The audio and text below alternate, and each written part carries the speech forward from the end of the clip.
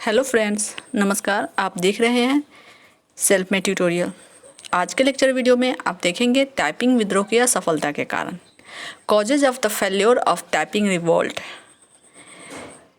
Typing विद्रोह जो है 1851 में शोषित चीनी जनता के द्वारा मंचू सरकार के खिलाफ जारी किया गया था। यद्यपि टाइपिंग विद्रोह जनभावना के अनुकूल था और उसका मुख्य उद्देश्य शासकों की सत्ता को उखाड़ फेंकना था, किंतु फिर भी यह आंदोलन विफल रहा। यह इतिहास का एक दुखद पक्ष है कि टाइपिंग विद्रोह की असफलता के निम्नलिखित कारण मूल रूप से उत्तरदायी है। तो आज हम बात करेंगे टाइपिंग विद्रोह के। टाइपिंग विद्रोह जो है, टाइपिंग विद्रोह की असफलता के। इसके पहले वाले लेक्चर वीडियो में हमने टाइपिंग विद्रोह के कारण को पे टॉपिक पे डिस्कस किया था, जिसका वीडियो अपलोड हो चुका है। आप प्लेलिस्ट में जाकर चीन जापान इतिहास के जो प्लेलिस्ट है उसमें खोल के आप जो भी चीन जापान से रिलेटेड जो वीडियो है आप वहाँ से देख सकते हैं। ओके, तो टाइपिंग विद्रोह क्यों हुआ था, कब हुआ था, कैसे हुआ था और ये असफल क्यों हो गया, उसके बारे में हम लोग बात करेंगे।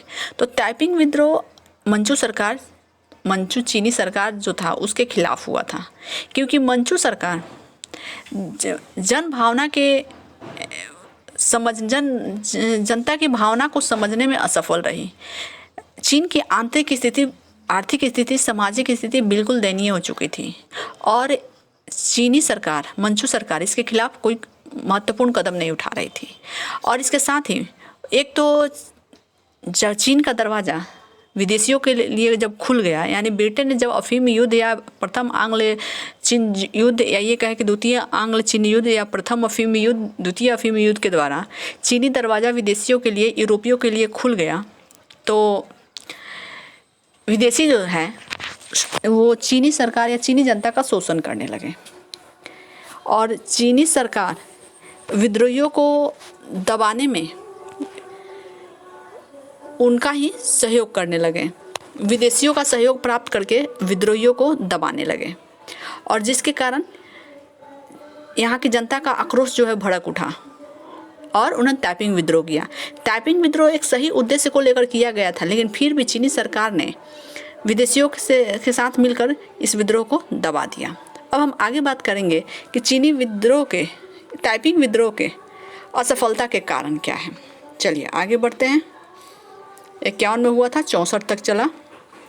यह जन भावना के बिल्कुल अनुकूल था, लेकिन फिर भी यह आंदोलन विफल रहा। अब आगे इसके संबंध में बात करेंगे। टाइपिंग विद्रोह के असफलता के मुख्य कारण थे। इसका मूल कारण योग्य नेताओं का अभाव था। हुंग और उनके समर्थकों ने देश में नैतिकता के उत्थान के लिए प्रयास किए थे, परंतु प्रारंभिक सफलता के बाद उन्हें अपने उद्देश्य में सफलता नहीं मिली। हुंग के मृत्यु के बाद कोई ऐसा योग्य व्यक्ति नहीं रह गया था जो क्रांति के प्रवाह को नियंत्रित किए रह पाता, अतः टाइपिंग विद्रोह असफल रहा। आप सभी जानते हैं कि टाइपिंग विद्रोह के जो लीडर थे, जनक थे, वो था हुंग। तो हुंग योग्य था, लेकिन उसमें बहुत सारी ऐसी बुराइयां भी थी, मैं आगे बात करूंगी। लेकिन जिस तरह से उन्होंने लीड किया, उसके बाद कोई योग्य नेता नहीं हुआ जो टाइपिंग विद्रोह को लीड कर सके, उनका नेतृत्व कर सके। इस कारण से टाइपिंग विद्रोह असफल हो गया। उसकी मृत्यु के बाद योग्य नेताओं का अभाव था और जिसके कारण टाइपिंग विद्रोह असफल हो गया।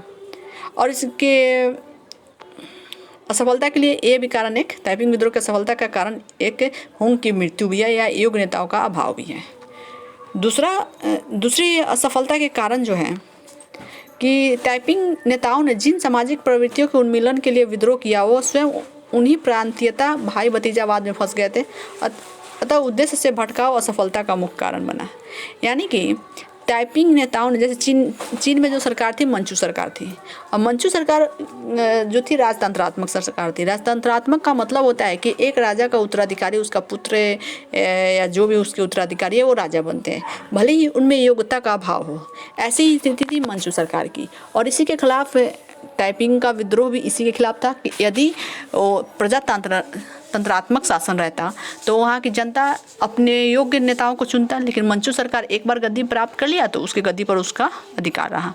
और योग्य न होने के बावजूद देश की ऐसी स्थिति थी कि विदेशियों का हस्तक्षेप उसमें ज़्यादा था। यहाँ तक कि ये मंचू सरकार विदेशियों के सहयोग से चीनी जनता को ही दबा रहे थे। और वही प्रवृत्ति क्या हुआ कि टाइपिंग विद्रोह तो बड़ी जोश खरोश के साथ शुरू हुआ, ये भाई भतीजावाद के खिलाफ लड़े, लेकिन कहीं ना कहीं इससे खुद वो प्रभावित हो गया, जिससे ये विद्रोह कमजोर पड़ गया। सफलता के जो तीसरा कारण है, चीन के कुशल सेनापति तसेन क्यू फैन की सैनिक शक्ति अद्भुत थी। उसने अपने अदम्य सैनिक शक्ति साहस से विद्रोहियों को यांगसी प्रांतों से बाहर धकेल दिया और नानकिंग पर अधिकार करके विद्रोहियों को भाग निकालने के लिए बाध्य किया। यानी कि चीनी सरकार का जो सेनापति था बहुत ही योग्य व्यक्ति था, उसकी तैयारी बहुत ज़बरदस्त थी और उसने अपनी सेना के बल पे विद्रोहियों को यांगसी प्रांत जो है उससे बाहर निकाल दिया और इस तरह से नानकिंग के प्रदेश पर भी जो ताइपिंग विद्रोहियों का अधिकार था वो भी उन्होंने खाली करवा दिया। तो ये भी असफलता के एक कारण था।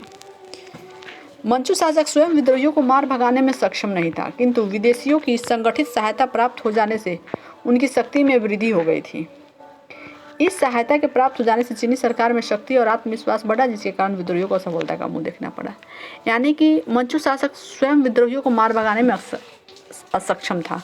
यानी कि मंचू सरकार तो उतनी मजबूत थी नहीं, क्योंकि प्रथम अफीम युद्ध के बाद, द्वितीय अफीम युद्ध के बाद इसकी आर्थिक स्थिति, सामाजिक स्थिति बिल्कुल दयनीय हो चुकी थी। सरकार का राजकोष भी खाली था, सैनिक शक्ति भी दुर्बल थी, उनमें योग्यता का अभाव था।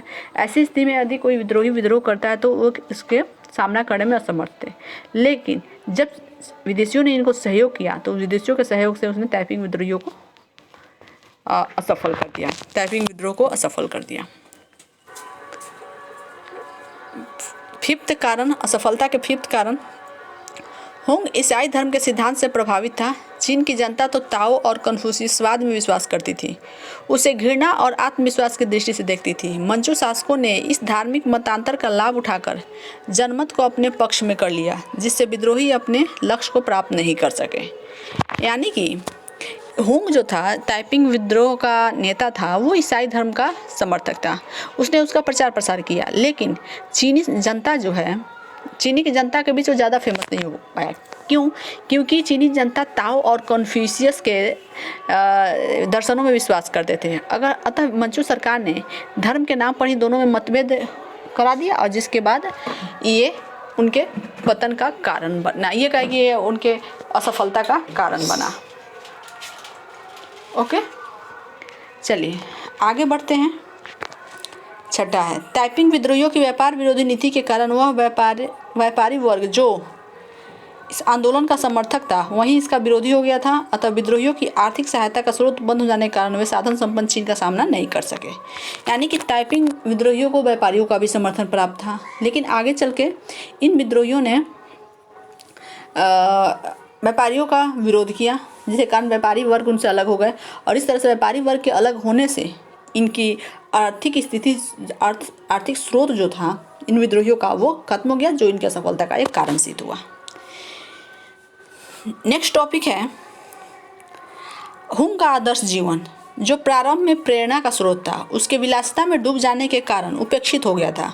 उसके हरम में 2000 के लगभग स्त्री सेविकाएं थी। देखिए, हुंग जो ईसाई धर्म को मानता था, पहले तो जनता का हितैषी साबित हुआ।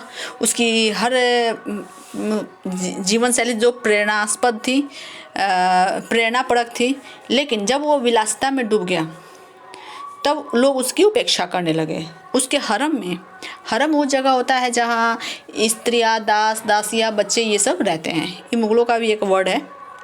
तो उसके हरम में 2000 के लगभग स्त्री सेविकाएं थी, जिनमें 64 उसकी वैध पत्नियां थी। यानी कि हरम में तो स्त्री सेविकाएं सेवा करने वाली थी, 64 उसकी वैलिड बीवियाँ थी।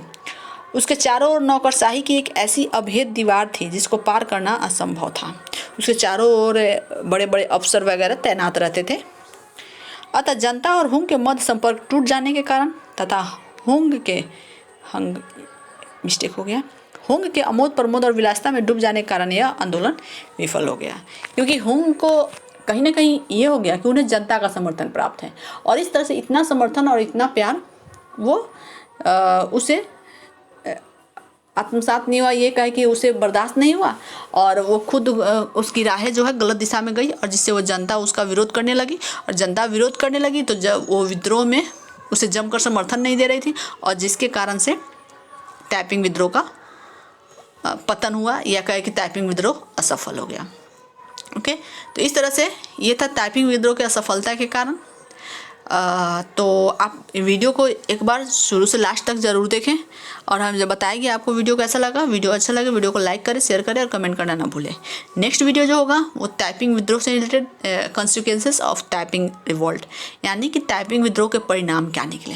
क्योंकि कोई भी यदि विद्रोह होता है, कोई भी रिवोल्ट होता है, तो उसका सिर्फ निगेटिव कॉजेज नहीं होते हैं, उसके पॉजिटिव कॉजेज भी होते हैं। तो परिणाम में हम ये दोनों देखेंगे। अभी तो आपने देखा कि असफलता के कारण देखा ये इसके हुए, लेकिन ऐसा नहीं कि सिर्फ असफल हो गया, उसका कोई रिजल्ट ही नहीं निकला, उसके अच्छे रिजल्ट भी निकले।